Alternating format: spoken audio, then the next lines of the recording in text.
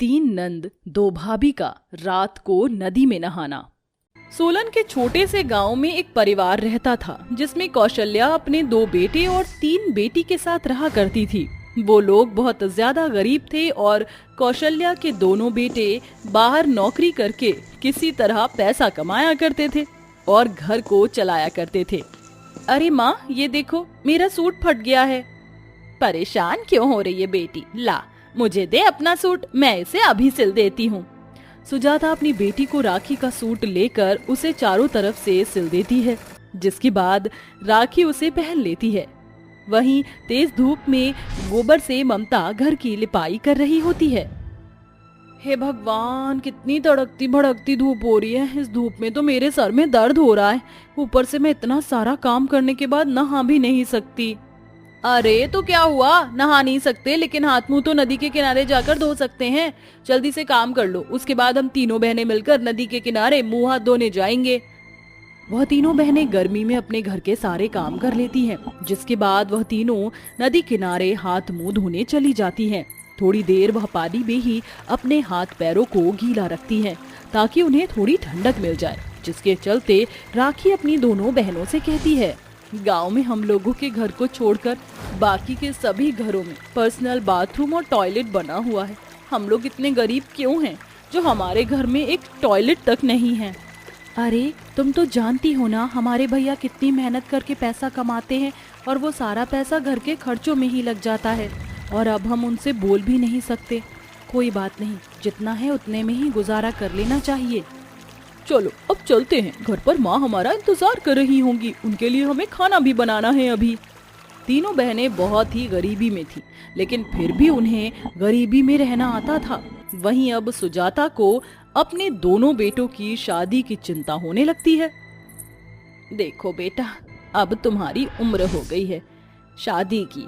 मैं चाहती हूँ कि मेरे रहते तुम दोनों की शादी जल्दी हो जाए, ताकि इस घर में बहू आ जाए और वो इस घर को अच्छे से संभाल सके।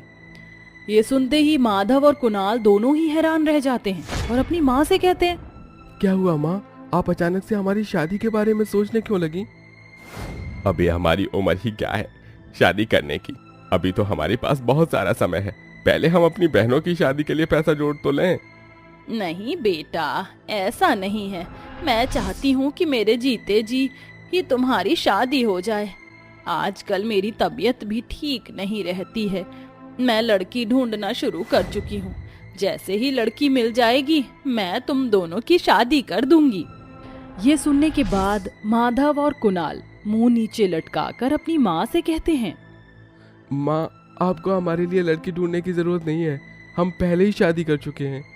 हाँ माँ, हमने शादी पहले ही कर ली थी, बस अपनी पत्नियों को यहाँ लेकर आने में देर लग रहा था। हमने ये बात आपसे बताने की कोशिश की बहुत बार, लेकिन डर के मारे बात हो ही नहीं पाई। ये सुनते ही सुजाता अपने दोनों बेटों के कान पकड़ लेती है और उन्हें ऐंठते हुए कहती है, तुम दोनों निकम्मों का कुछ हो ही नहीं सकता। कहाँ है हमारी बहू? चलो लेकर आओ उन्हें। आज कैसे लेकर आ सकते हैं? हमारी पत्नियां शहर में रहती हैं, उन्हें वहाँ से लेकर आना होगा। वो दोनों तो वैसे भी बहुत बेसब्री से इंतज़ार कर रही थी कि हम उन्हें यहाँ पर लेकर आए। वो आप सभी से मिलना चाहती हैं, इसलिए आप उनके आने की तैयारी करना। कल शाम को हम दोनों उन्हें घर ले आएंगे। सुजाता अपने बेटे की बात मान लेती है, जिसके बाद वो सभी खाना खाकर सो जाते हैं। अगले दिन जैसे ही सवेरा होता है, कुणाल और माधव दोनों ही अपने काम के लिए निकल जाते हैं। शहर में वो काम करते हैं और शाम को शहर से बस में बैठकर अपनी पत्नियों के साथ अपने गांव वापस आ जाते हैं। आओ बहू, घर के अंदर आओ, तुम्हारा इस घर में स्वागत है, इसे अपना ही घर समझो। सुजाता जैसे ही उन्हें घर के अंदर लेकर आती है, तब अचानक से घर की बत्ती चली जाती है। अरे ये क्या, लाइट तो चली गई। हे भगवान, यहाँ तो बहुत ज्यादा गर्मी हो रही है। हो यहाँ बाथरूम कहाँ है? थोड़ी देर नहाकर फ्रेश हो जाऊंगी तो अच्छा लगेगा। तभी उन दोनों की ननद उनसे कहती हैं, अरे नहीं भाभी, हमारे घर पर नहाने का बाथरूम नहीं है। हम तीनों बहनें तो हमारे गांव के नदी किनारे जाकर नहा कर आते हैं, लेकिन हमें रात में जाना पड़ता है क्योंकि रात में काफी अंधेरा होता है और अंधेरे में कोई हमें देख नहीं पाएगा। ये सुनते ही पहले तो माधवी और उर्वशी को बहुत अटपटा लगता है। थोड़ी देर में उन दोनों की तीनों नंद उनके लिए खाना लगा देती हैं। अच्छे से खाइए भाभी, आज हमने आपकी पसंद की सारी चीज बनाई है। ये सब हमने भैया से पूछा था। तुम बहुत अच्छी हो, तुमने ये सब बहुत अच्छे से बनाया है, तुम्हारा बहुत शुक्रिया। अरे वाह, मेरी पसंद का खाना भी बनाया हुआ है। इतनी मेहनत करने के लिए तुम्हारा शुक्रिया। आज तुमने हमारा स्वागत करके हमारा दिल जीत लिया। माधवी और उर्वशी दोनों ही कुणाल और माधव की गरीब हालत देखकर पहले तो शौक होती हैं, लेकिन फिर उनके परिवार में घुलने मिलने लगती हैं, क्योंकि वह शहर की जरूर थी लेकिन समझदारी में बहुत अच्छी थी। वहीं जब रात को घर के सभी लोग सो जाते हैं तो उर्वशी और माधवी की तीनों नंद उसके पास आती हैं और कहती हैं, भाभी चलो, पूरा गांव सो चुका है और घर में भी सब सो चुके हैं। चलो अब हमें जाकर नहा कर आना चाहिए, वरना फिर हम सुबह भी नहीं नहा पाएंगे। पूरे दिन हमें बिना नहाए बिताना होगा। अपनी नंद की बात सुनकर उर्वशी और माधवी दोनों ही उनके पीछे पीछे नदी किनारे पहुंच जाती हैं। नदी को देखते ही उर्वशी और माधवी अपनी तीनों नंद से कहती हैं, हे भगवान, तुम ऐसी जगह पर कैसे नहा सकती हो? बिल्कुल खुली जगह है, यहाँ से तो तुम्हें कोई भी देख सकता है। हे भगवान, अगर नहाते हुए यहाँ किसी ने हमारा वीडियो बना दिया तो हमारी तो बहुत बदनामी भी हो जाएगी। तुम्हें इन सब चीजों का डर नहीं लगता? इसमें डरने की क्या बात है भाभी जी? जब से हम यहाँ रह रहे हैं तब से ही हम तीनों बहनें यहाँ नदी किनारे रात के समय आ जाती हैं, जब अंधेरा हो जाता है और गांव के सभी लोग सो जाते हैं। इस समय यहाँ पर कोई भी नहीं आता। इतना भी मत सोचो, वरना कल पूरे दिन बहुत अजीब लगेगा, जब पूरा दिन नहाने को नहीं मिलेगा। जैसे ही वो पांचों अपने कपड़े उतार कर शरीर पर टॉवल लपेटकर नदी किनारे नहाने लगती हैं, तभी वहां पर झाड़ियों से माधवी और उर्वशी को अजीब सी आवाज आती है। तभी उनकी नजर पड़ती है कि किसी ने उनकी नंद के कपड़े उठा लिए। दोनों भागते हुए उस लड़के को पकड़ लेती हैं। तेरी इतनी हिम्मत कि तू एक लड़की के कपड़े चुरा कर भागेगा? तुझे शर्म नहीं आती? अभी रुक, तुझे मैं अभी बताती हूँ। माधवी आस पास से डंडा उठा लेती है। ये लो उर्वशी, आज इसको अच्छा सबक सिखाते हैं। लड़कियों के साथ इस तरह बदतमीजी करने का नतीजा क्या होता है? माधवी और उर्वशी दोनों मिलकर उस लड़के को बहुत मारती पीटती हैं, जिसके बाद वह लड़का वहां से अपनी जान बचाकर भाग जाता है। वहीं वह अपनी तीनों ननद को भी डांटती हैं, जिसके चलते उनकी ननद उनसे कहती है, मैंने तो सोचा ही नहीं था कि कोई यहाँ पर आकर ऐसी हरकत भी कर सकता है। लेकिन हम कर भी क्या सकते हैं? माना कि हमारी गलती है। हम यहाँ पर रात के समय नहाने आते हैं, लेकिन दिन में नहाने के लिए भी हमारे घर में एक बाथरूम तक नहीं है। अगर आज हमारे घर में बाथरूम होता तो हमें ये दिन ना देखना पड़ता। ये सुनने के बाद माधवी और उर्वशी को बहुत अजीब लगता है, जिसके बाद वह दोनों मिलकर अपने पतियों के साथ मेहनत करती हैं। शहर में अच्छी नौकरी पर लग जाती हैं। नौकरी करके वह पैसे जोड़ती हैं और अपने ससुराल में एक अच्छा सा बाथरूम बनाती हैं, जिसके चलते अब उनकी नंद को नदी किनारे रात के समय नहाने नहीं जाना पड़ता। इसी के चलते अब वह अपने ससुराल में खुशी खुशी रहने लगती हैं। ये दोनों आज कहीं दिख नहीं रही हैं। आखिर कहाँ हैं ये दोनों? कहीं पर बैठकर काम चोरी ही कर रही होंगी। इसके अलावा इन्हें आता ही क्या है? सुप्रिया जोर जोर से अपनी नंद को आवाज लगाने लगती है, पूजा, रेखा, कहाँ हो तुम दोनों? अरे तुम्हें घर में काम दिखाई नहीं देता क्या? जब देखो यहाँ से वहाँ छुपकर बैठी रहती हो। सुप्रिया की आवाज लगाते ही पूजा और रेखा अपने घर के गार्डन से अपनी दोनों भाभियों के पास आ जाती हैं और कहती हैं, भाभी आपने हमें बुलाया? क्या हुआ भाभी, बताओ। आजकल तुम बहुत ज्यादा काम चोरी करने लगी हो। तुम्हें घर में कोई काम दिखाई नहीं दे रहा है क्या? ये देखो जरा, ये सोफे कितने धूल मिट्टी हो रहे हैं इसमें। ऊपर से तुमने घर में डस्टिंग भी नहीं की, और सुबह का नाश्ता कौन बनाएगा? भाभी जी, घर की साफ सफाई करने के बाद ही तो हम दोनों बहनें गार्डन में पानी देने गई थी। कल गार्डन में पानी नहीं दिया था, जिसकी वजह से प्रेरणा भाभी ने हम दोनों को बहुत डांटा था। हमें लगा कि हम पहले गार्डन में पानी ही डाल दें, उसके बाद बाकी के काम करें, ताकि प्रेरणा भाभी हमें फिर से न डांटे। वाह जी वाह, क्या बात है, सारा दोष मेरे ही ऊपर रख दिया। अरे कब डांटती हूँ मैं तुम्हें? एक तो काम चोरी करती हो, फ्री फोकट का इस घर में खाती हो, तुम्हारे भाई इतनी मेहनत करके लेकर आते हैं और तुम उनकी रोटियां मुफ्त में तोड़ती हो। तुम्हें तो शर्म करनी चाहिए और घर के सारे काम अपने आप ही कर लेने चाहिए। अब समय की बर्बादी करे बिना ही रसोई में चली जाओ और हम दोनों के लिए नाश्ता बनाकर लेकर आओ।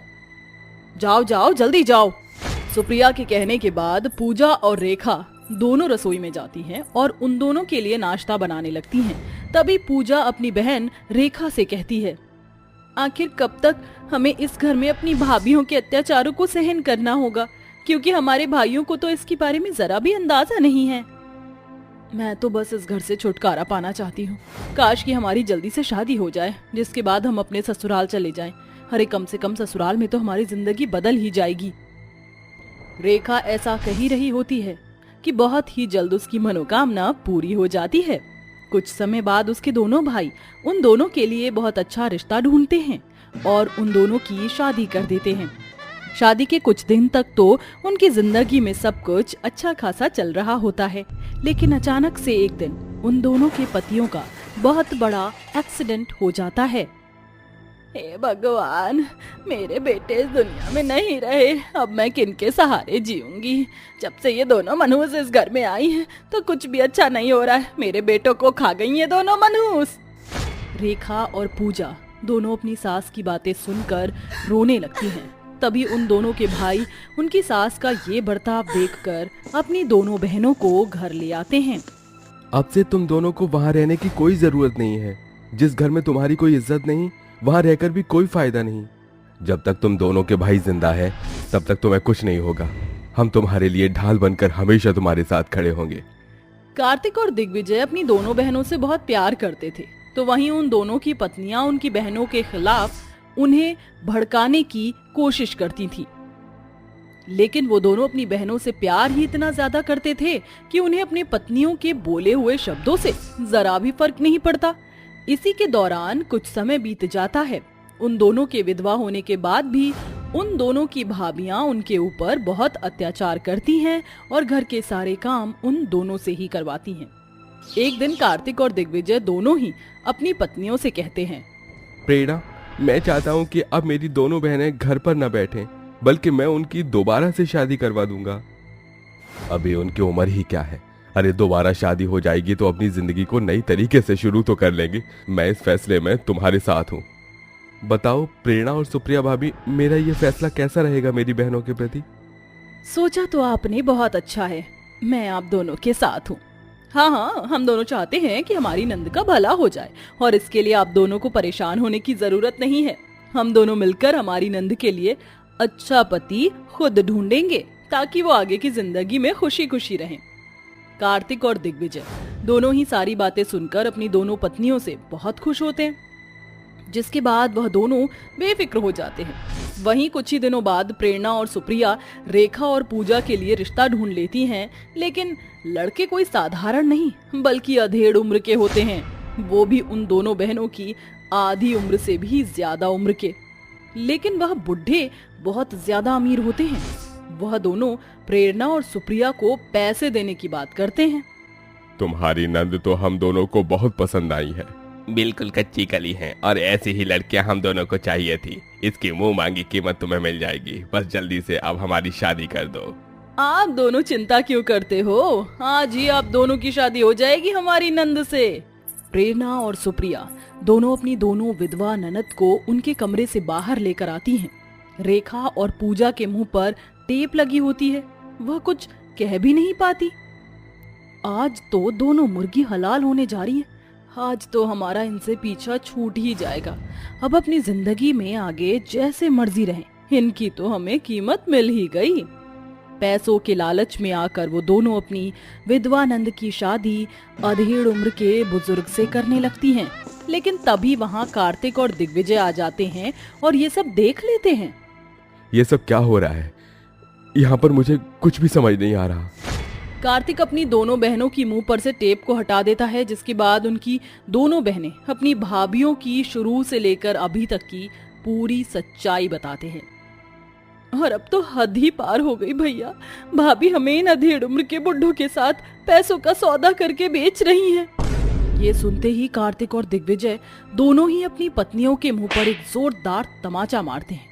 वहीं दूसरी तरफ सुप्रिया और प्रेरणा को अपनी सच्चाई बाहर आते ही अपनी गलती का एहसास होता है। वह अपने दोनों पतियों के पैरों में गिरकर उनसे माफी मांगने लगती हैं। हमें माफ कर दो जी, हमसे बहुत बड़ी गलती हो गई। हमें ऐसा नहीं करना चाहिए था।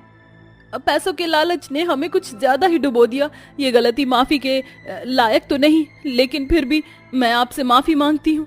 हम दोनों को माफ कर दो, आइंदा ऐसी गलती दोबारा नहीं होगी। दिग्विजय और कार्तिक दोनों ही प्रेरणा और सुप्रिया को जरा भी माफ नहीं करते, लेकिन उन दोनों की बहनें अपनी भाभियों को माफ कर देती हैं और अपने भाइयों से कहती हैं, भैया अब क्या ही नाराजगी रखना, हमारी भाभियों को अपनी गलती का एहसास है, हमारे लिए इतना ही काफी है। आप भी अब हमारी भाभियों को माफ कर दो, क्योंकि हमने तो उन्हें माफ कर दिया है। अपनी दोनों बहनों के चलते कार्तिक और दिग्विजय दोनों ही अपनी पत्नियों को माफ कर देते हैं, जिसके बाद प्रेरणा और सुप्रिया दोनों ही मिलकर अपनी विधवा नंद के लिए बहुत अमीर और अच्छे घराने का रिश्ता ढूंढते हैं और अपनी दोनों विधवा नंद की शादी करवा देते हैं। उन्हें उनके ससुराल खुशी खुशी भेज देते हैं।